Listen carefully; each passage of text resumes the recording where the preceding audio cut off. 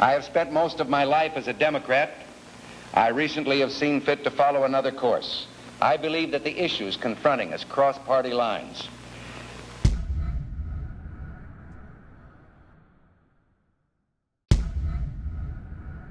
Brent, you know what's happening right now. A lot of Trump supporters are watching this saying, these people are establishment. They don't get it. We just want someone who can go in there and screw with Washington the way they feel their lives have been messed with. So why are we speaking out about this? To suggest that Trump has had some kind of road to Damascus transformation just isn't true. Look, Ronald Reagan spent 16 years working for conservative principles, giving speeches, traveling around the country, raising money for conservative organizations, supporting Barry Goldwater, doing all those things that advanced the conservative movement for decades before he ran for president. Donald Trump did none of it until 3 months ago. Up until 3 months ago, this was a man who said he was a proud Democrat. This is Ronald Reagan speaking to you from Hollywood. You know me as a motion picture actor. But tonight I'm just a citizen, pretty concerned about the national election next month, and more than a little impatient with those promises the Republicans made before they got control of Congress a couple of years ago. I remember listening to the radio on election night in 1946. Joseph Martin, the Republican Speaker of the House, said very solemnly, and I quote, "We Republicans intend to work for a real increase in income for everybody by encouraging more production and lower prices without impairing wages or working conditions." Unquote. Remember that promise, a real increase in income for everybody. But what actually happened? The profits of corporations have doubled, while workers' wages have increased by only 1/4. In other words, profits have gone up 4 times as much as wages. And the small increase workers did receive was more than eaten up by rising prices, which have also bored into their savings. For example, here's an Associated Press dispatch I read the other day about Smith L. Carpenter, a craftsman in Union Springs, New York. Seems that Mr. Carpenter retired some years ago thinking he had enough money saved up so that he could live out his last years without having to worry. But he didn't figure on this Republican inflation, which ate up all his savings, and so he's gone back to work. The reason this is news is Mr. Carpenter is 91 years old.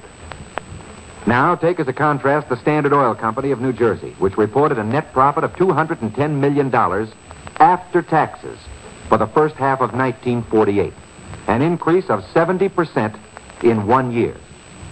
In other words, high prices have not been caused by higher wages, but by bigger and bigger profits. The Republican promises sounded pretty good in 1946. But what has happened since then, since the 80th Congress took over? Prices have climbed to the highest level in history, although the death of the OPA was supposed to bring prices down through, quote, the natural process of free competition, unquote. Labor has been handcuffed by the vicious Taft-Hartley law. Social Security benefits have been snatched away from almost 1 million workers by the Gearhart bill. Fair employment practices, which had worked so well during wartime, have been abandoned. Veterans' pleas for low-cost homes have been ignored, and many people are still living in made-over chicken coops and garages. Tax reduction bills have been passed to benefit the higher income brackets alone. The average worker saved only $1.73 a week. In the false name of economy, millions of children have been deprived of milk once provided through the federal school lunch program. This was the payoff of the Republicans' promises. And this is why we must have new faces in the Congress of the United States, Democratic faces.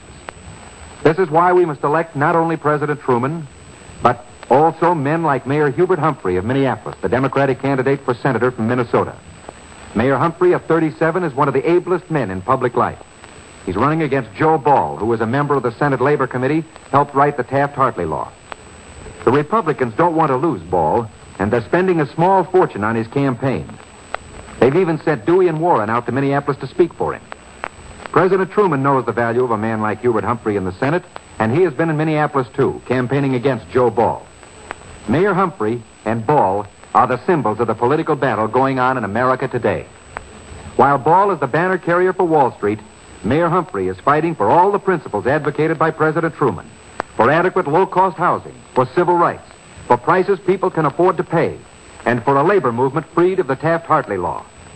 I take great pride in presenting my friend from Minneapolis, Mayor Hubert H. Humphrey, candidate for United States Senator.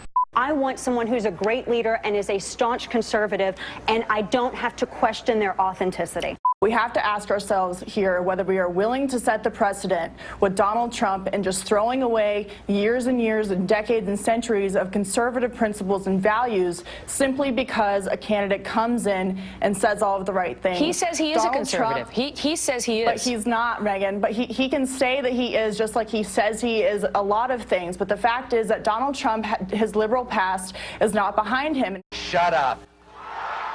We shall continue to be a symbol of freedom and guardian of the eternal values that so inspired those who came to this port of entry. Let us pledge to each other, with this great lady looking on, that we can, and so help us God, we will make America great again.